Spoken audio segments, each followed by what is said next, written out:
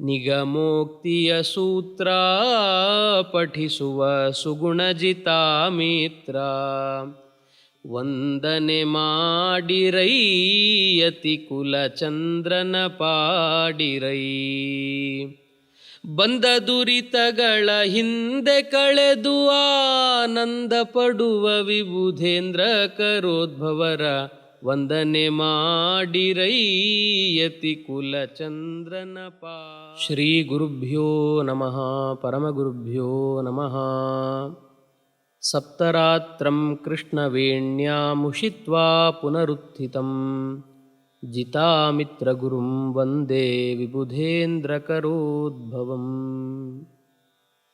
ಜ್ಞಾನಗಮ್ಯ ವಾಹಿನಿಯ ಎಲ್ಲ ವೀಕ್ಷಕ ಬಂಧುಗಳಿಗೆ ಅಭಿನಂದನೆಗಳನ್ನು ಸಲ್ಲಿಸಿ, ಯತಿ ಪರಂಪರೆಯಲ್ಲಿಯೇ ದೊಡ್ಡ ಶಿಖರಪ್ರಾಯವಾಗಿ ರಾರಾಜಿಸ್ತಾ ಇರತಕ್ಕಂಥ ಮಹಾನುಭಾವರು ಅಂತಂದರೆ ರಾಯರಿಗಿಂತಲೂ ಕೂಡ ಪ್ರಾಚೀನರು. ರಾಯರಂಥ ಮಹನೀಯರಿಗೂ ಕೂಡ ತಮ್ಮ ಅನುಗ್ರಹದ ಕೃಪಾದೃಷ್ಟಿಯನ್ನು ಬೀರಿದವರು ಅಂತಂದರೆ ಅದು ಪ್ರಾತಸ್ಮರಣೀಯರಾದ ಶ್ರೀ ಶ್ರೀ ಜಿತಾಮಿತ್ರ ತೀರ್ಥ ಗುರುಸಾರ್ವಭೌಮರು. ಇವ್ರ ಬಗ್ಗೆ ಹೇಳಬೇಕು ಅಂತಂದ್ರೆ ನಿಜವಾಗಲೂ ಮೈತುಂಬಿ ಬರುತ್ತೆ ಅವರ ಚರಿತ್ರೆ. ಭಗವಂತ ಹೇಗೆ ಅನುಗ್ರಹ ಮಾಡ್ತಾನೆ ಅಂತನ್ಲಿಕ್ಕೆ ಈ ಮಹನೀಯರ ಜೀವನ ಚರಿತ್ರೆಯನ್ನು ನೋಡೋದೇ ಒಂದು ಅದ್ಭುತ ಅಂತ ಹೇಳ್ತಾರೆ. ಇವರ ಗುರುಗಳು ಮಂತ್ರಾಲಯ ಮಠದ ಪರಂಪರೆಯಲ್ಲಿ ಬರತಕ್ಕಂತಹ ಶ್ರೀ ಶ್ರೀ ವಿಬುಧೇಂದ್ರ ತೀರ್ಥ ಗುರುಸಾರ್ವಭೌಮರು. ನರಸಿಂಹದೇವರ ವಿಶೇಷವಾದ ಅನುಗ್ರಹವನ್ನು ಪಡೆದವರವರು. ಅವರಿಗೆ ನರಸಿಂಹದೇವರು ಸ್ವಪ್ನದಲ್ಲಿ ತಾನೇ ಬಂದು ಹೇಳ್ತಾನೆ, ನಾನು ಇಲ್ಲಿದ್ದೀನಿ, ನನ್ನನ್ನು ತೆಗೆದುಕೊಂಡು ಹೋಗಿ ಪೂಜೆ ಮಾಡಿರಿ ಅಂತ ನರಸಿಂಹದೇವರೇ ಸೂಚನೆ ಕೊಟ್ಟು ಅವರಿಂದ ಪೂಜೆ ಸ್ವೀಕಾರ ಮಾಡಿದ್ದಾನೆ. ಅಂದರೆ ಅವರ ಭಕ್ತಿ ಎಂಥದ್ದು ಅಂತ ನಾವು ಅರ್ಥ ಮಾಡ್ಕೊಳ್ಬೇಕು. ಅಂಥ ವಿಬುಧೇಂದ್ರ ತೀರ್ಥರು ಸಂಚಾರ ಮಾಡೋ ಕಾಲಕ್ಕೆ ಅವರ ಹತ್ರ ಪಾಠಕ್ಕೆ ಅಂತಿದ್ದ ಮಹಾ ವಿದ್ವನ್ ಮೂರ್ಧನ್ಯರು ಮುಳುಬಾಗಿಲ ಶ್ರೀ ಶ್ರೀಪಾದರಾಜ ಗುರುಸಾರ್ವಭೌಮರು, ಲಕ್ಷ್ಮೀನಾರಾಯಣ ತೀರ್ಥರು ಅಂತ ಅವರ ಅಭಿಧಾನ. ಆ ಮಹಾನುಭಾವರು ತಾವು ಸ್ವರ್ಣವರ್ಣ ತೀರ್ಥರ ಅಪ್ಪಣೆಯನ್ನು ಪಡ್ಕೊಂಡು ಬಂದು ವಿಬುಧೇಂದ್ರ ತೀರ್ಥ ಶ್ರೀಪಾದರಲ್ಲಿ ಅವರ ಮಾರ್ಗದರ್ಶನದಲ್ಲಿ ಸಮಗ್ರ ವೇದಾಂತ ಗ್ರಂಥಗಳ ಅಧ್ಯಯನ ಮಾಡ್ತಾ ಇರ್ತಾರೆ. ಬ್ರಹ್ಮಸೂತ್ರ, ಸೂತ್ರಭಾಷ್ಯ, ಸೂತ್ರಭಾಷ್ಯದ ವಿವರಣೆ, ಇದನ್ನೆಲ್ಲ ಅಧ್ಯಯನ ಮಾಡ್ತಾ ಇರ್ತಾರೆ. ಎಲ್ಲ ಗ್ರಂಥಗಳ ಒಂದೊಂದು ವಾಕ್ಯವೂ ಕೂಡ ಮುಖೋದ್ಗತ ಅಂತ. ಶ್ರೀಪಾದರಾಯರು ಅನುವಾದ ಮಾಡಲಿಕ್ಕೆ ಪ್ರಾರಂಭ ಮಾಡಿದರೆ ಅಸ್ಖಲಿತವಾದ ವಾಣಿಯಂತೆ. ವಿಬುಧೇಂದ್ರ ತೀರ್ಥ ಶ್ರೀಪಾದರೇ ತಲೆದೂಗ್ತಾ ಇದ್ರು, ಎಷ್ಟು ಚೆನ್ನಾಗಿ ಮಾಡ್ತಿರಲ್ಲ ತಾವು ಅನುವಾದ ಅಂತ. ಗುರುಗಳೇ ಗುರುಣಾಹಿ ಶ್ಲಾಘಿತಾ ಶಿಷ್ಯಾಹ ಲೋಕೆ ಖ್ಯಾತಿಂ ಲಭಂತೆ ಅಂತ ಗುರುಗಳಿಂದನೇ ಶ್ಲಾಘನೆಗೊಳಗಾದರೆ ವಿಶಿಷ್ಟವಾದ ಕೀರ್ತಿ ಅವರಿಗೆ ಸಿಗುತ್ತಂತೆ. ಶ್ರೀಪಾದರಾಜರ ಇಂಥ ಸಾಧನೆಯ ಹಿಂದೆ ಇರತಕ್ಕಂತಹ ಅಪೂರ್ವವಾದ ಶ್ರೇಷ್ಠವಾದ ಪ್ರತಿಭೆ ಯಾವುದು ಅಂದರೆ ಅದು ವಿಬುಧೇಂದ್ರ ತೀರ್ಥ ಗುರು ಸಾರ್ವಭೌಮರು. ಹಾಗಾಗಿ ಅವರು ಅನುಗ್ರಹ ಮಾಡಿ ಪಾಠ ಹೇಳಿದ್ದಕ್ಕೆ ಶ್ರೀಪಾದರಾಯರು ವ್ಯಾಸರಾಯರಂಥ ಮಹಾಮೇಧಾವಿಗಳನ್ನು ಜಗತ್ತಿಗೆ ಕೊಟ್ಟರು. ವ್ಯಾಸರಾಜ ಗುರು ಸಾರ್ವಭೌಮರಂತೂ ವ್ಯಾಸದಾಸ ಸಾಹಿತ್ಯ ಎರಡಕ್ಕೂ ಕೂಡ ಮೂಲ ಸ್ರೋತಸ್ಸಾಗಿ ತಾವು ನಿಂತುಬಿಟ್ರು. ಗಂಗೋತ್ರಿ ಅಂತ ಏನು ಹೇಳ್ತೀವಲ್ಲ, ಅಂಥ ದಾಸ ಸಾಹಿತ್ಯದ ಗಂಗೋತ್ರಿಗಳೇ ವ್ಯಾಸರಾಜ ಗುರು ಸಾರ್ವಭೌಮರು ಅಂದರೆ ತಪ್ಪಾಗಲಿಕ್ಕಿಲ್ಲ. ಅದಕ್ಕೆ ಕಾರಣ ಶ್ರೀಪಾದರಾಯರ ಅನುಗ್ರಹ. ಶ್ರೀಪಾದರಾಯರ ಇಂಥ ಅನುಗ್ರಹ ಮಾಡಲಿಕ್ಕೆ ಕಾರಣ ವಿಬುಧೇಂದ್ರ ತೀರ್ಥ ಶ್ರೀಪಾದರ ನಿರ್ವ್ಯಾಜವಾದ ಕಾರುಣ್ಯ ಅವರ ಮೇಲಿತ್ತು. ಹಾಗಾಗಿ ಅವರು ತಾವು ಅಧ್ಯಯನ ಮಾಡಿದ ವಿಷಯ, ಅದರ ಜೊತೆಗೆ ತಾವು ಒಂದು ಐತಿಹಾಸಿಕವಾದ ಕೃತಿಯನ್ನು ರಚನೆ ಮಾಡ್ತಾರೆ ಶ್ರೀಪಾದರಾಜರು. ಯಾರ ಮೇಲೆ ಅಂದರೆ ಅದು ಜಿತಾಮಿತ್ರ ತೀರ್ಥರ ಮೇಲೆ ಹೇಳ್ತಾರೆ. ಅದನ್ನು ಸ್ತೋತ್ರ ಮಾಡೋ ಕಾಲಕ್ಕೆ ಹೇಳ್ತಾರೆ ಅವರು, ವಂದನೆ ಮಾಡಿರೈ ಯತಿ ಕುಲ ಚಂದ್ರನ ಪಾಡಿರೈ. ವಂದನೆ ಮಾಡಿರೈ ಯತಿ ಕುಲ ಚಂದ್ರನ ಪಾಡಿರೈ. ಬಂದ ದುರಿತಗಳ ಹಿಂದೆ ಕಳೆದು ಆನಂದ ಪಡುವ ವಿಬುಧೇಂದ್ರ ಕರೋದ್ಭವರ ವಂದನೆ ಮಾಡಿರೈ ಯತಿ ಕುಲ ಚಂದ್ರನ ಪಾಡಿರೈ. ಬಂದ ದುರಿತಗಳ ಹಿಂದೆ ಕಳೆದು ಆನಂದ ಪಡುವ ವಿಬುಧೇಂದ್ರ ಕರೋದ್ಭವರ ವಂದನೆ ಮಾಡಿರೈ ಯತಿ ಕುಲ ಚಂದ್ರನ ಪಾಡಿರೈ. ರಘುಕುಲವರ ಪುತ್ರ ರಾಮನ ಚರಣ ಕರುಣಾ ಪಾತ್ರ. ನಿಗಮೋಕ್ತಿಯ ಸೂತ್ರ ಪಠಿಸುವ ಸುಗುಣಜಿತ ಮಿತ್ರ. ನಗಧರ ಪನ್ನಗ ಶಯನನ ಗುಣಗಳ ನಗಧರ ಪನ್ನಗ ಶಯನನ ಗುಣಗಳ ಪೊಗಳುವ ಅಪಾರ ಅಗಣಿತ ಮಹಿಮರ ವಂದನೆ ಮಾಡಿರೈಯತಿ ಕುಲ ಚಂದ್ರನ ಪಾಡಿರೈ. ಅವರು ಹೇಳ್ತಾರೆ, ಬಂದ ದುರಿತಗಳ ಹಿಂದೆ ಕಳೆದು ಆನಂದ ಪಡುವ ವಿಬುಧೇಂದ್ರ ಕರೋದ್ಭವರ ಇಂಥ ಜಿತಾಮಿತ್ರ ತೀರ್ಥರನ್ನು ದರ್ಶನ ಮಾಡಿದರೆ ಸಾಕಂತೆ. ಅಂಥ ದರ್ಶನ ಮಾಡಿದ ಸದ್ಭಕ್ತರ ಎಲ್ಲ ಪಾಪಗಳೇ ಪರಿಹಾರ ಆಗುತ್ತೆ ಅಂತ. ಭಗವಂತನನ್ನೇ ಹೃದಯದಲ್ಲಿ ಹೊತ್ತ ಮಹಾನುಭಾವರು ಜಿತಾಮಿತ್ರ ತೀರ್ಥರು. ಹಾಗಾಗಿ ಅಂಥ ವಿಬುಧೇಂದ್ರ ಕರೋದ್ಭವರ ವಂದನೆ ಮಾಡಿರೈ. ವಿಬುಧೇಂದ್ರ ತೀರ್ಥರ ಪ್ರೀತಿಯ ಶಿಷ್ಯರು, ಆಶ್ರಮ ಶಿಷ್ಯರು, ವಿದ್ಯಾ ಶಿಷ್ಯರಾಗಿರತಕ್ಕಂತಹ ಜಿತಾಮಿತ್ರ ತೀರ್ಥರನ್ನು ವಂದನೆ ಮಾಡಿರೈ ಅಂತ ಶ್ರೀಪಾದರಾಜರು ತಮ್ಮ ಜೊತೆಗೆ ಬಂದ ಭಕ್ತರಿಗೆಲ್ಲ ಉಪದೇಶ ಮಾಡ್ತಾರೆ. ಪ್ರೀತಿಯಿಂದ ಶ್ಲಾಘನೆ ಮಾಡ್ತಾರೆ. ಯಾಕೆಂದರೆ ಜಿತಾಮಿತ್ರ ತೀರ್ಥರು ಶ್ರೀಪಾದರಾಜರು ಒಂದೇ ಗುರುಗಳ ಇಬ್ಬರು ಶಿಷ್ಯರು. ಒಬ್ಬರು ವಿದ್ಯಾಶಿಷ್ಯರು, ಒಬ್ಬರು ಆಶ್ರಮ ವಿದ್ಯಾ, ಎರಡೂ ಪಾಠವನ್ನು ಕಲಿತವರವರು, ಎರಡನ್ನೂ ಕೂಡ ಎರಡನ್ನೂ ಪಡೆದವರವರು.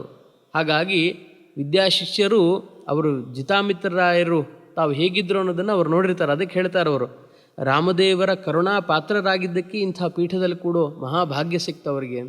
ಯಾಕೆ ಇಂಥ ಮಾತು ಹೇಳಿದರು ಅಂತಂದರೆ, ಅವರ ಪೂರ್ವಾಶ್ರಮದಲ್ಲಿ ಹೇಳೋ ಕಾಲಕ್ಕೆ ಕೃಷ್ಣಾ ನದಿಯ ತೀರದ ಊರು ಶಿವಪುರ ಅಂತ ಒಂದು ಹಳ್ಳಿ. ಇವತ್ತಿಗೂ ಕೂಡ ನಾವು ರಾಯಚೂರು ಪ್ರಾಂತ್ಯದಿಂದ ಒಳಗೆ ಹೋಗ್ತಾ ಶಕ್ತಿನಗರ, ಅಲ್ಲಿಂದ ಕಾಡ್ಲೂರು ಅಂತ ಬರುತ್ತೆ. ಆ ಕೃಷ್ಣಾ ನದಿಯ ತೀರದ ಪರಮ ಸುಂದರವಾಗಿರತಕ್ಕಂತಹ ಗ್ರಾಮ ಅದು. ಮುಖ್ಯ ಪ್ರಾಣದೇವರ ಸನ್ನಿಧಾನ ಇದೆ. ಉಪೇಂದ್ರ ತೀರ್ಥರು ಪ್ರತಿಷ್ಠಾಪನೆ ಮಾಡಿದ ಪ್ರಾಣದೇವರಿದೆ ಅಲ್ಲಿ. ಅದೇ ಭಾಗದಿಂದ ಹಾಗೇ ದಾಟ್ಕೊಂಡು ಹೋದ್ವಿ ಅಂದರೆ ಮುಂದೆ ಬೇರೆ ಬೇರೆ ಹಳ್ಳಿಗಳು ಬರ್ತಾವೆ. ಬೆಂಡೆಗಂಬಳ ಅಂತ ಬರುತ್ತೆ. ಆ ಹಳ್ಳಿಗಳನ್ನೆಲ್ಲ ದಾಟ್ಕೊಂಡು ಹೋದ್ವಿ ಅಂತಂದರೆ ಅಲ್ಲಿ ಜಿತಾಮಿತ್ರರಾಯರ ವಿಶೇಷ ಸನ್ನಿಧಾನ ಇರತಕ್ಕಂಥ ನಡುಗಡ್ಡೆ ಇದೆ. ಅದೇ ಕೃಷ್ಣೆಯ ತೀರದಲ್ಲಿ ಶಿವಪುರ ಅಂತ ಒಂದು ಊರು. ಶಿವಪುರದಲ್ಲಿ ಅನಂತಪ್ಪನವರು ಅಂತಿದ್ದರು. ಅವರಿಗೆ ಸಣ್ಣ ವಯಸ್ಸಲ್ಲೇ ತಂದೆ ತಾಯಿಗಳು ಯಾತ್ರೆಯನ್ನು ಮಾಡಿಬಿಟ್ಟಿದ್ರು. ಹಾಗಾಗಿ ಜೊತೆಗೆ ನೋಡ್ಕೊಳ್ಳಿಕ್ಕೆ ಅಂತ ಅವರ ಒಡ ಹುಟ್ಟಿದ ಸಹೋದರಿಯೇ ಇದ್ಲಂತೆ. ಆ ಸಹೋದರಿ ಹೇಳಬೇಕು, ಅವರ ಅಕ್ಕ ಹೇಳಬೇಕು, ಅನಂತಪ್ಪನವರು ತಾವು ಹೊಲದ ಎಲ್ಲ ನಿರ್ವಹಣೆ ಮಾಡ್ಕೊಂಡು ಬರಬೇಕು. ಆವಾಗ ಹೊಲಕ್ಕೆ ತಾವೇ ಹೋಗಿ ಉಳುಮೆಯನ್ನೆಲ್ಲ ಮಾಡಿಕೊಂಡು ಕೃಷಿ ಕಾರ್ಯವನ್ನು ಮಾಡ್ಕೊಂಡು ಮನೆಗೆ ಬರ್ತಾ ಇದ್ರಂತೆ. ಮನೆಗೆ ಬಂದು ಸ್ನಾನಾದಿಗಳನ್ನು ಮಾಡಿಕೊಂಡು ಗೋಪಿಚಂದನ ಎಲ್ಲ ಹಚ್ಕೊಂಡು ಒಂದು ಜನಿವಾರ ಇತ್ತಂತೆ, ಅದನ್ನು ಗೂಟಕ್ಕೆ ಹಾಕಿ ಹೋಗ್ತಾ ಇದ್ರಂತಲ್ಲಿ. ಗೂಟಕ್ಕೆ ಹಾಕಿದ ಜನಿವಾರ ತೊಗೊಂಡು ಹೀಗೆ ತಾವು ಮೈಗೆ ಹಾಕ್ಕೊಂಡು ಆಮೇಲೆ ಊಟ ಎಲ್ಲ ಮಾಡಿ ಆಮೇಲೆ ಮತ್ತೆ ತಾವು ಕೆಲಸಕ್ಕೆ ಹೋಗೋ ಕಾಲಕ್ಕೆ ಅದನ್ನು ತೆಗೆದು ಗೂಟಕ್ಕೆ ಹಾಕಿ ಹೋಗ್ತಾ ಇದ್ರಂತೆ. ಇಂಥ ಚರ್ಯೆ ಗೊತ್ತಿದ್ದಿಲ್ಲ, ಬಹಳ ಮುಗ್ಧರವರು. ಈ ಸಂದರ್ಭದಲ್ಲಿ ವಿಬುಧೇಂದ್ರ ತೀರ್ಥ ಶ್ರೀಪಾದರು ಸಂಚಾರ ಮಾಡ್ತಾ ಬರ್ತಾರೆ. ವಿಬುಧೇಂದ್ರ ತೀರ್ಥ ಶ್ರೀಪಾದರು ಅಂದರೆ ಸಾಮಾನ್ಯ ಅಲ್ಲ ಅವರು.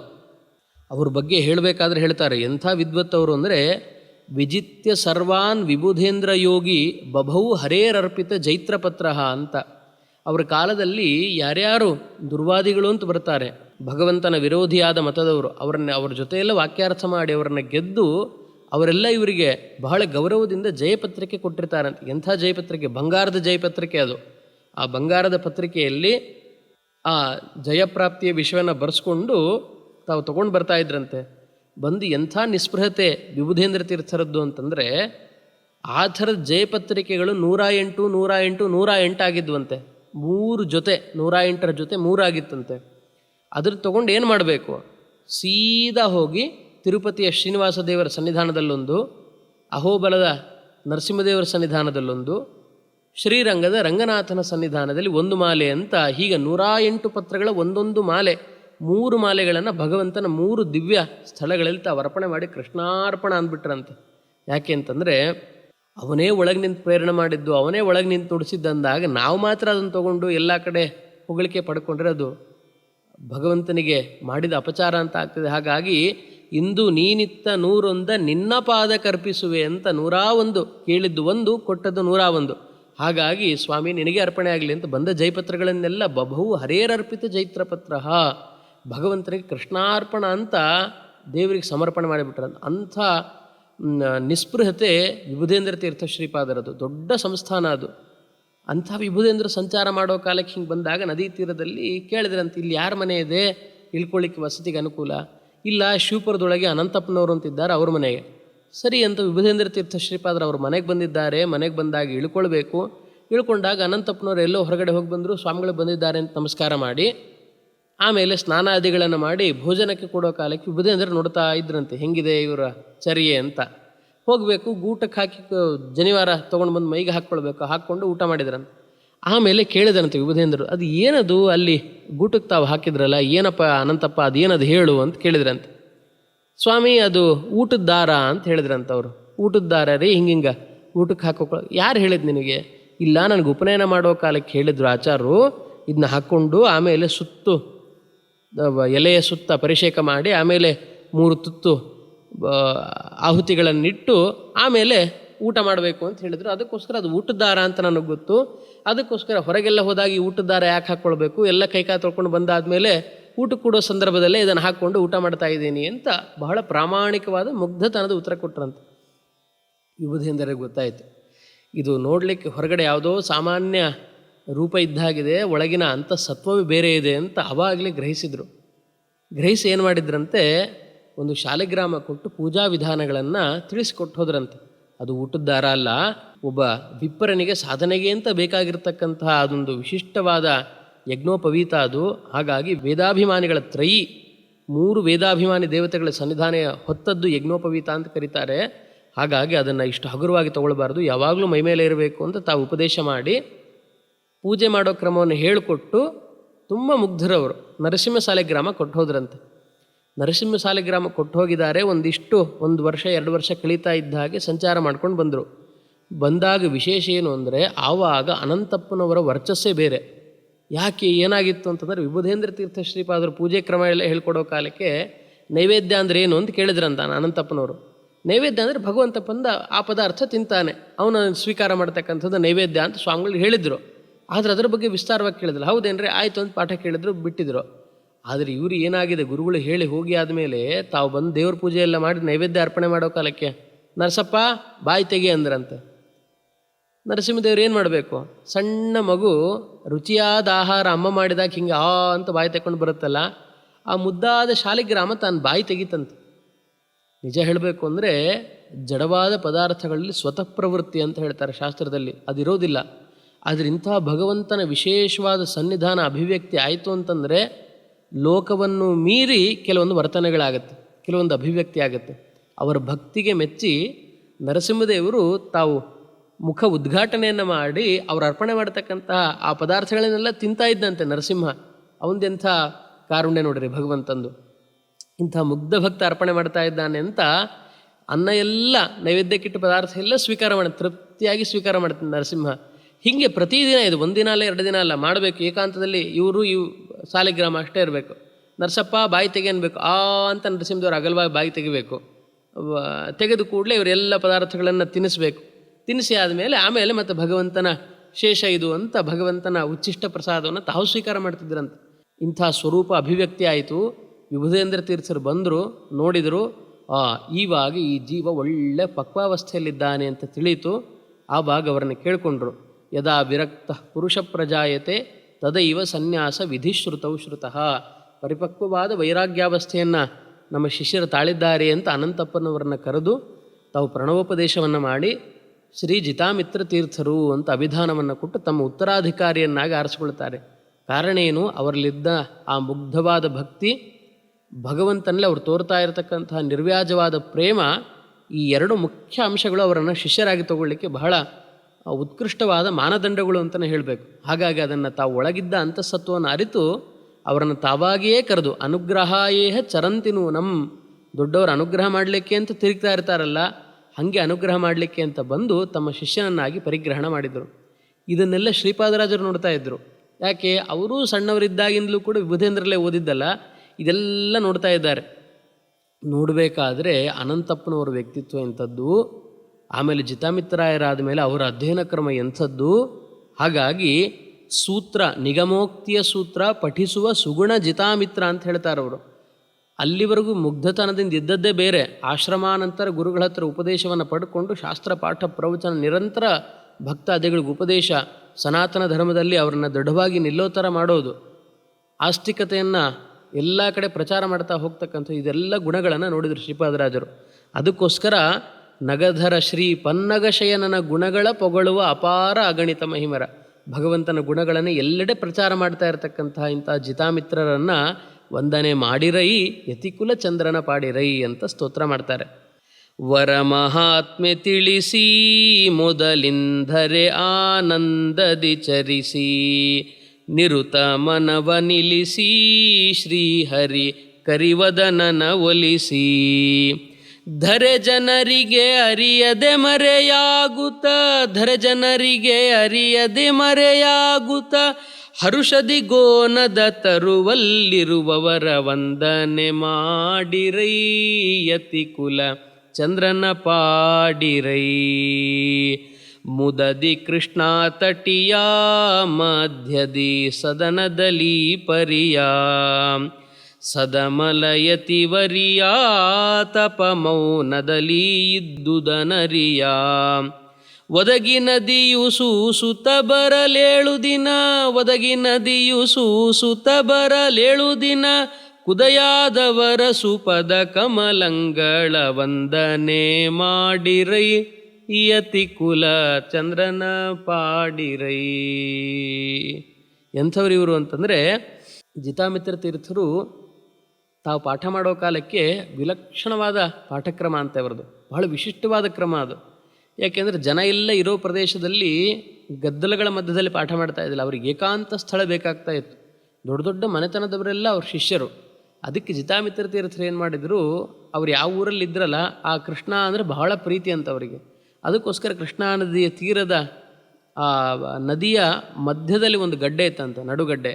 ಆ ನಡುಗಡ್ಡೆ ಮೇಲೆ ಕೂಡೋರಂತ ಹೋಗಿ ಯಾವಾಗಲೂ ಅನುಷ್ಠಾನಕ್ಕೆ ಜಪಾದಿಗಳಿಗೆ ಕೂತಾಗ ಅವ್ರ ಶಿಷ್ಯರನ್ನೆಲ್ಲ ಅಲ್ಲೇ ಕರೆಸಿ ಶಾಸ್ತ್ರಗಳ ಪಾಠವನ್ನು ಹೇಳಬೇಕಂತೆ. ಸೂತ್ರಗಳ ಅರ್ಥ, ಆಚಾರ್ಯನ ಮಾತಿನ ಅರ್ಥ ಎಲ್ಲ ಹೇಳಬೇಕಂತ, ಸುಧಾಪಾಠ ಎಲ್ಲ ಮಾಡ್ತಾ ಇದ್ರಂತ ಅವರಲ್ಲಿ ಕೂಡಿಸಿ.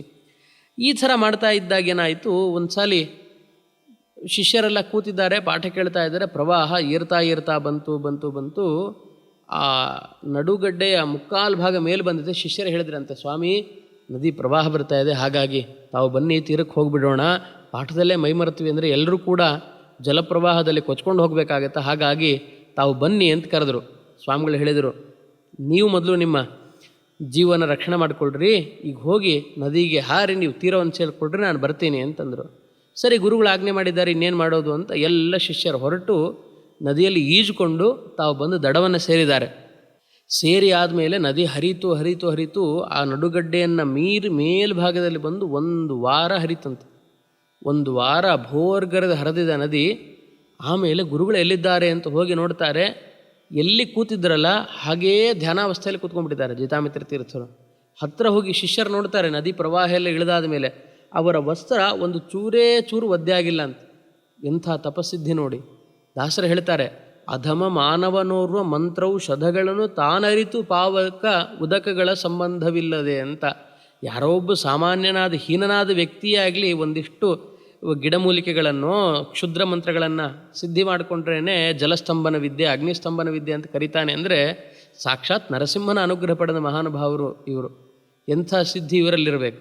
ಹಾಗಾಗಿ ಅವರ ವಸ್ತ್ರದ ಒಂದೇ ಒಂದು ಎಳೆಯೂ ಕೂಡ ಒದ್ದೆ ಆಗಿದ್ದಿಲ್ಲ ಅಂತ. ಅಂಥ ವಿಲಕ್ಷಣವಾದ ಒಂದು ಯೋಗ ಸಿದ್ಧಿ ಇತ್ತು ಜಿತಾಮಿತ್ರ ತೀರ್ಥ ಶ್ರೀಪಾದರಲ್ಲಿ.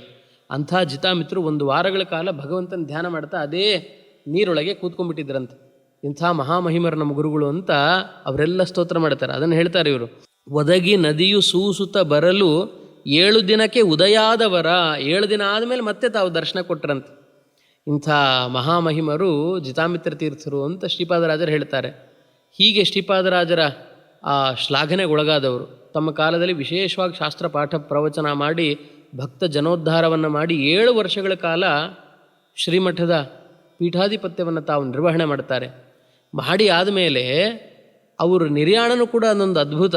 ಅದನ್ನು ಹೇಳ್ತಾರಲ್ಲಿ, ಮಾಸ ಮಾರ್ಗ ಶೀರ್ಷಾರಾಧನೆ ಗಶೇಷ ದಿನಮವಾಸ್ಯ ದಾಸರು ಪ್ರತಿ ವರುಷ ಮಾಳ್ಪರು ಲೇಸೆನಲು ಶ್ರುತಿ ಘೋಷ ಕಾಶಿ ಕ್ಷೇತ್ರಕ್ಕೆ ಈ ಸ್ಥಳ ಮಿಗಿಲೈ ಕಾಶಿ ಕ್ಷೇತ್ರಕ್ಕೆ ಈ ಸ್ಥಳ ಮಿಗಿಲೈ ದಾಸ ಜನಕ್ಕೆ ಭೂರುಹಯತಿ ಪದಗಳ ವಂದನೆ ಮಾಡಿರೈ ಯತಿ ಕುಲ ಚಂದ್ರನ ಪಾಡಿರೈ ಮಧ್ವಶಾಸ್ತ್ರ ಗ್ರಂಥ ಸಾರದ ಪದ್ಧತಿ ತಿಳಿದಂಥ ಅಜ್ಞಾನ ಪಂಥ ಮುರಿದು ಮತ ಉದ್ಧರಿಸಿದಂಥ ರುದ್ರವಂದ್ಯ ಮೂರುತಿ ರಂಗವಿಠಲನ ಪದ ರುದ್ರವಂದ್ಯ ಮೂರುತಿ ರಂಗವಿಠಲನ ಪದ ಪದ್ಮಾರಾಧಕ ಪ್ರಸಿದ್ಧ ಮುನೀಂದ್ರರ ವಂದನೆ ಮಾಡಿರೈ ಯತಿ ಕುಲ ಚಂದ್ರನ ಪಾಡಿರೈ. ಬಂದ ದುರಿತಗಳ ಹಿಂದೆ ಕಳೆದು ಆನಂದ ಪಡುವ ವಿಬುಧೇಂದ್ರ ಕರೋದ್ಭವರ ವಂದನೆ ಮಾಡಿರೈ ಯತಿ ಕುಲ ಚಂದ್ರನ ಪಾಡಿರೈ ಯತಿ ಕುಲ ಚಂದ್ರನ ಪಾಡಿರೈ. ಅವರು ಇದೇ ಥರನೇ ಪಾಠ ಮಾಡ್ತಾ ಇದ್ದಾಗ ಮತ್ತೊಮ್ಮೆ ಭೋರ್ಗರೆಯುವ ಪ್ರವಾಹ ಬಂದಾಗ ಎಲ್ಲ ಶಿಷ್ಯರು ಹೀಗೆ ತಾವು ಈಜಿ ದಡ ಸೇರಿದರೆ ಆಮೇಲೆ ಒಂದು ಸಪ್ತಕ ಆದಮೇಲೆ ಹೋಗಿ ನೋಡ್ತಾರೆ ಜಿತಾಮಿತ್ರ ತೀರ್ಥರು ಅಲ್ಲಿರೋದಿಲ್ಲ. ಅಷ್ಟೊತ್ತಿಗೆ ಅವರು ಪೀಠಾಧಿಪತ್ಯಕ್ಕೆ ಬಂದು 7 ವರ್ಷಗಳು ಕಳೆದಿರುತ್ತೆ. 7 ವರ್ಷಗಳ ಕಾಲ ನಿರಂತರವಾಗಿ ನರಸಿಂಹದೇವರ ಆರಾಧನೆಯನ್ನು ಮಾಡಿದ ಮಹಾನುಭಾವರು ಜಿತಾಮಿತ್ರ ತೀರ್ಥ ಶ್ರೀಪಾದರು. ಹೀಗೆ ಮಾಡಿ ಒಂದು ವಾರ ಆದಮೇಲೆ ಶಿಷ್ಯರು ಹೋಗ್ತಾರೆ, ಕಾಣೋದಿಲ್ಲ. ಕೊನೆಗೆ ಎಲ್ಲಿ ಗುರುಗಳು ಅಂತ ಬಹಳ ಆರ್ತತೆಯಿಂದ ಪ್ರಾರ್ಥನೆ ಮಾಡಿದಾಗ ಗುರುಗಳು ಹೇಳಿದ್ರಂತೆ, ಇನ್ನು ನಾನು ಮಾನುಷ ಶರೀರದಿಂದ ಕಾಣಿಸ್ಕೊಳ್ಳೋದಿಲ್ಲ ಅಂತ ಜಿತಾಮಿತ್ರ ತೀರ್ಥರು ಹೇಳಿದ್ರಂತೆ. ಹಾಗಾಗಿ ಮತ್ತೆ ಸ್ವಾಮಿ ತಾವಿಲ್ಲ ಅಂತಂದರೆ ತಾವು ದೇಹತ್ಯಾಗ ಮಾಡಿದ್ದೀರಿ ಅಂತಂದ್ರೆ ನಾವೆಲ್ಲಿ ತಮ್ಮ ವೃಂದಾವನ ಪ್ರತಿಷ್ಠಾಪನೆ ಮಾಡಬೇಕು, ಹೆಂಗೆ ಗುರುತಿಸಬೇಕು? ಜಿತಾಮಿತ್ರಾಯರಂದರು, ನನಗೆ ಯಾವ ವೃಂದಾವನಗಳು ಬೇಡ, ಯಾವ ಕಟ್ಟೆಯೂ ಬೇಡ. ನಾನು ಇದೇ ಯಾವ ಮರದ ಕೆಳಗೆ ನಿಮಗೆ ಪಾಠಕ್ಕೆ ಅಂತ ಕೂಡ್ತಿದ್ನಲ್ಲ, ಹರುಷದಿ ಗೋವನದ ತರುವಲ್ಲಿರುವವರ ಅಂತ ಹೇಳ್ತಾರೆ. ಬಹಳ ಪ್ರೀತಿಯಿಂದ ಆ ಮರದ ಕೆಳಗೆ ಕೊಡುವಂತೆ, ಅದನ್ನು ಗೋನದ ಮರ ಅಂತ ಕರೀತಾರೆ. ಸಂಸ್ಕೃತದಲ್ಲಿ ಜ್ಞಾನವೃಕ್ಷ ಅಂತಲೂ ಅದಕ್ಕೆ ಇನ್ನೊಂದು ಹೆಸರಿಂದ ಕರೀತಾರೆ. ಜ್ಞಾನಪ್ರದವಾದ ಜ್ಞಾನಿಗಳಲ್ಲಿ ಕೂತಿದ್ರು, ಹಾಗಾಗಿ ಅದನ್ನು ಜ್ಞಾನವೃಕ್ಷ. ಹರುಷದಿ ಗೋನದ ತರುವಲ್ಲಿ ಇರುವವರ ವಂದನೆ ಮಾಡಿರಿ. ಹಾಗಾಗಿ ನನ್ನ ಸನ್ನಿಧಾನ ಇದೇ ಮರದಲ್ಲಿರುತ್ತೆ. ಯಾವ ಕಟ್ಟೆ ಮೇಲೆ ನಾನು ಕೂತಿದ್ನಲ್ಲ ಪಾಠ ಹೇಳಲಿಕ್ಕೆ, ಅದೇ ಕಟ್ಟೆಯಲ್ಲಿ ಇರುವ ಮರದಲ್ಲಿ ಸನ್ನಿಧಾನ. ಹಾಗಾಗಿ ಯಾವುದೇ ಆರಾಧನೆ ನಡೆದರೂ ಕೂಡ, ಎಂಥದ್ದೇ ಸಮರ್ಪಣೆ ನಡೆದರೂ ಕೂಡ ಇಲ್ಲೇ ನನಗಾಗಬೇಕು ಅಂತ ಹೇಳಿ ಅನುಗ್ರಹ ಮಾಡಿದರು. ಇದನ್ನು ಅವರು ಕಾಲಾನಂತರ, ಅಂದರೆ ಅವರು ಪರಂಧಾಮ ಯಾತ್ರೆ ಮಾಡಿ ಆದಮೇಲೂ ಕೂಡ ಆ ಸ್ಥಳಕ್ಕೆ ಶ್ರೀಪಾದರಾಜರು ಬಂದಿದ್ರಂತೆ. ಬಂದಾಗ ಅವರು ಪಾಠ ಮಾಡ್ತಾ ಇದ್ದ ಕಟ್ಟೆ ಮೇಲೆ ಕೂತು ಹೇಳ್ತಾರೆ, ನನಗೆ ಜಿತಾಮಿತ್ರರಾಯರು ಇಲ್ಲೇ ಇದ್ದಾರೆ ಅಂತ ಅನುಭವ ಬರ್ತಾ ಇದೆ ಅಂತ ಶ್ರೀಪಾದರಾಯರು ತಮ್ಮ ಶಿಷ್ಯರಲ್ಲಿ ಹೇಳಿದರಂತೆ. ಎಂಥ ಅನುಭವ ನೋಡ್ರಿ! ಜೊತೆಗಿದ್ದವರು, ಸಹಾಧ್ಯಾಯಿಗಳಾಗಿದ್ದವರು, ಅವರ ಔನ್ನತ್ಯವನ್ನೂ ಕಂಡವರು, ಆಮೇಲೆ ಅವರು ಯಾತ್ರೆ ಮಾಡಿ ಆದ ಮೇಲೆ ಅವರ ಇರುವಿಕೆಯನ್ನು ಕೂಡ ತಾವು ಅನುಭವವನ್ನು ಮನಗಂಡು ಜೊತೆಗಿದ್ದರು ಉಪದೇಶ ಮಾಡಿದ್ದಾರೆ. ಹಾಗಾಗಿ ನಮ್ಮ ಜಿತಾಮಿತ್ರರಾಯರು ಎಲ್ಲೂ ಹೋಗಲಿಲ್ಲ. ನಿಮ್ಮೆಲ್ಲರಿಗೆ ಅನುಗ್ರಹ ಮಾಡಲಿಕ್ಕೆ ಇದೇ ಮರದ ಕೆಳಗೆ, ಇದೇ ಮರದ ಒಳಗೆ ತಾವು ಸನ್ನಿಹಿತರಾಗಿ ಇವತ್ತಿಗೂ ಕೂಡ ಬಂದ ಭಕ್ತರಿಗೆ ಹರುಷದಿ ಭೂರುಹ ಯತಿಪದಗಳ ಅಂತ. ಭೂರುಹ ಅಂತಂದರೆ ವೃಕ್ಷಕ್ಕೆ ಭೂರುಹ ಅಂತಾರೆ. ಇಲ್ಲಿರ್ತಕ್ಕಂತಹ ಮರ ಯಾವುದು ಅಂದರೆ ಇದು ಸಾಮಾನ್ಯ ಮರ ಅಂತ ಅಂದ್ಕೊಳ್ಬೇಡಿ. ಜ್ಞಾನವೃಕ್ಷ ಗೋನದ ಮರ ಅಂದರೆ ಸಾಮಾನ್ಯವಾದ ಮರ ಅಲ್ಲ. ಸಾಕ್ಷಾತ್ ಜಿತಾಮಿತ್ರರಾಯರ 2 ಕಲ್ಪವೃಕ್ಷ ಇದ್ದ ಹಾಗೆ ಅವರ ಪಾದಗಳೇ ಈ ಮರದ ರೂಪದಲ್ಲಿ ಬಂದಿದ್ದಾವೆ ಅಂತ ಅನುಸಂಧಾನ ಮಾಡಿ ಅಂತಾರೆ ಶ್ರೀಪಾದರಾಯರು. ಇಂಥ ರೋಮಾಂಚಕಾರಿಯಾಗಿರ್ತಕ್ಕಂಥ ಮಾತು ನೋಡಿ ಇದು.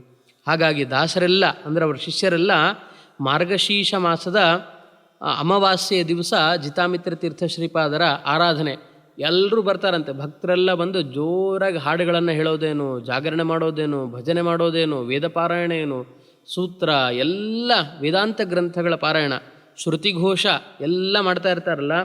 ಅದಕ್ಕೆ ಶ್ರೀಪಾದರಾಯರು ಹೇಳ್ತಾರೆ, ನನಗಿದನ್ನೆಲ್ಲ ನೋಡ್ತಾ ಇದ್ದರೆ ಇದು ಯಾವುದೋ ಸಾಮಾನ್ಯ ಸ್ಥಳ ಅಂತ ಅನ್ಸಲ್ಲ.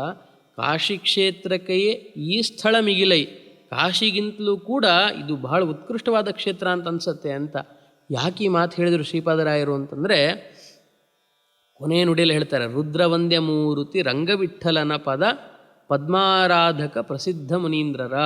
ಜಿತಾಮಿತ್ರ ತೀರ್ಥರು ಅಂದರೆ ಸಾಮಾನ್ಯ ಅಲ್ಲ. ಅವರು ದೇವತಾಂಶರು, ಸುರಾಶ್ಚ ಯತಯ ಭೂತ್ವ, ದೇವಾಂಶರೆಲ್ಲ, ದೇವತೆಗಳೆಲ್ಲ ಭೂಮಿಯಲ್ಲಿ ಅವತಾರ ಮಾಡಿ ಭಗವಂತನ ಉಪಾಸನೆ ಮಾಡ್ತಾರೆ. ಹಾಗಾಗಿ ಇವರು ಸಾಮಾನ್ಯರಾದ ವ್ಯಕ್ತಿಯಲ್ಲ, ಸಾಕ್ಷಾತ್ ರುದ್ರದೇವರ ಅಂಶ ಸಂಭೂತರಿವರು. ಅದಕ್ಕೋಸ್ಕರ ತಮ್ಮ ಅಂಕಿತ ಬರೋ ಕಾಲದಲ್ಲಿ ಅವರ ಸ್ವರೂಪದ ಸುಳುಹನ್ನು ಕೊಡ್ತಾರೆ, ನೇರಾನೇರ ಹೇಳಿಬಿಡೋದಿಲ್ಲ ಅವರು. ರುದ್ರವಂದ್ಯ ಮೂರುತಿ ರಂಗವಿಠಲನ ಪದ. ರುದ್ರದೇವರಿಂದ ವಂದ್ಯನಾಗಿರ್ತಕ್ಕಂಥವನು ಭಗವಂತ. ಯಾಕೆಂದರೆ ಮೊಮ್ಮಗನಿಗೆ ತಾತ ಅಂದರೆ ಭಾಳ ಪ್ರೀತಿ. ಅದಕ್ಕೋಸ್ಕರ ಅಂಥ ರುದ್ರಾಂತರ್ಗತನಾದ ನರಸಿಂಹ ಇದ್ದಾನಲ್ಲ, ಅವನೇ ರಂಗವಿಠಲ, ಅವನ ಪಾದವನ್ನು ಸ್ಮರಣೆ ಮಾಡ್ತಕ್ಕಂಥವ್ರು ಜಿತಾಮಿತ್ರರು ಅಂತ. ಬರೀ ಇವರಷ್ಟೇ ಅಲ್ಲ, ಶ್ಯಾಮ ಸುಂದರದಾಸರು ಹೇಳ್ತಾರೆ, ಕಂದುಗೊರಳ ವಿನುತ ಶ್ಯಾಮ ಸುಂದರಾಂಘ್ರಿದೂತ. ಕಂದುಗೊರಳ ವಿನುತ ಅಂತಂದರೆ, ಕಂದುಗೊರಳು ಅಂತಂದರೆ ವಿಷಕಂಠ ರುದ್ರದೇವರು, ಅವನಿಂದ ಸ್ತುತನಾದವನು ಅಂತ ಭಗವಂತನಿಗೆ ವಿಶೇಷಣ ಕೊಡ್ತಾರೆ. ಹಾಗಾಗಿ ರುದ್ರವಂದ್ಯ ಮೂರ್ತಿಯಾಗಿರತಕ್ಕಂತಹ ಭಗವಂತನ ಪಾದಪದ್ಮಗಳನ್ನು ಧ್ಯಾನ ಮಾಡುವವರು ಜಿತಾಮಿತ್ರರಾಯರು. ಹಾಗಾಗಿ ಯಾರ್ಯಾರು ಸಜ್ಜನರಿದ್ದೀರಲ್ಲ, ಎಲ್ಲರೂ ಬನ್ನಿ, ಈ ಕ್ಷೇತ್ರಕ್ಕೆ ಬನ್ನಿ, ಈ ಪರ್ವಕಾಲದಲ್ಲಿ ಎಲ್ಲರೂ ಭಾಗವಹಿಸಿ ಅವರ ಸೇವೆ ಮಾಡಿ ಅವರ ಅನುಗ್ರಹ ಪಡೀರಿ ಅಂತ ಬಹಳ ಹೃದಯ ತುಂಬಿ ಅವರ ಮೇಲಿನ ಅಭಿಮಾನಕ್ಕೆ ಅದರ ತಕ್ಕ ಹಾಗೆ ಐತಿಹಾಸಿಕವಾದ ಒಂದು ಅಪೂರ್ವವಾದ ಕೃತಿ ರಚನೆ ಮಾಡಿಕೊಟ್ಟಿರ್ತಕ್ಕಂಥ ಕೀರ್ತಿ ನಮ್ಮ ಪ್ರಾತಸ್ಮರಣೀಯರಾದ ಶ್ರೀ ಶ್ರೀಪಾದರಾಜ ಗುರು ಸಾರ್ವಭೌಮರಿಗೆ ಸೇರುತ್ತೆ ಅಂತ ಹೇಳ್ತಾ, ಇಂಥ ಶ್ರೀಪಾದರಾಜರ ಅಂತರ್ಗತನಾದ ಜಿತಾಮಿತ್ರ ತೀರ್ಥರ ಅಂತರ್ಗತನಾಗಿರ್ತಕ್ಕಂತಹ ಪ್ರಾಣಸ್ಥ ನರಸಿಂಹದೇವ ಎಲ್ಲರಿಗೂ ವಿಶೇಷವಾಗಿ ಜ್ಞಾನವನ್ನು ಕೊಟ್ಟು ಅನುಗ್ರಹ ಮಾಡಲಿ ಅಂತ ಹೇಳ್ತಾ, ಈ ಜಿತಾಮಿತ್ರರಾಯರ ಚಿಂತನೆಗೆ ವಿಶೇಷವಾಗಿ ಪ್ರೇರಣೆಯನ್ನು ನೀಡಿರ್ತಕ್ಕಂತಹ ಸೇವಾಕರ್ತರುಗಳು ಋತು ನಾರಾಯಣರಾವ್ ದಂಪತಿಗಳು ವಿಶೇಷವಾಗಿ ಇದಕ್ಕೆ ತಾವು ಸೇವೆಯನ್ನು ಸಲ್ಲಿಸಿದ್ದಾರೆ. ಅವರಿಗೂ ಕೂಡ ಗುರುಗಳ ಅನುಗ್ರಹ ಇರಲಿ ಅಂತ ಪ್ರಾರ್ಥನೆ ಮಾಡಿ ಈ ವಾಕ್ಪುಷ್ಪವನ್ನು ಭಗವಂತನಿಗೆ ಅರ್ಪಣೆ ಮಾಡ್ತಾ ಇದ್ದೇನೆ. ಶ್ರೀಕೃಷ್ಣಾರ್ಪಣಮಸ್ತು. ಮಧ್ವೇಶಾರ್ಪಣಮಸ್ತು.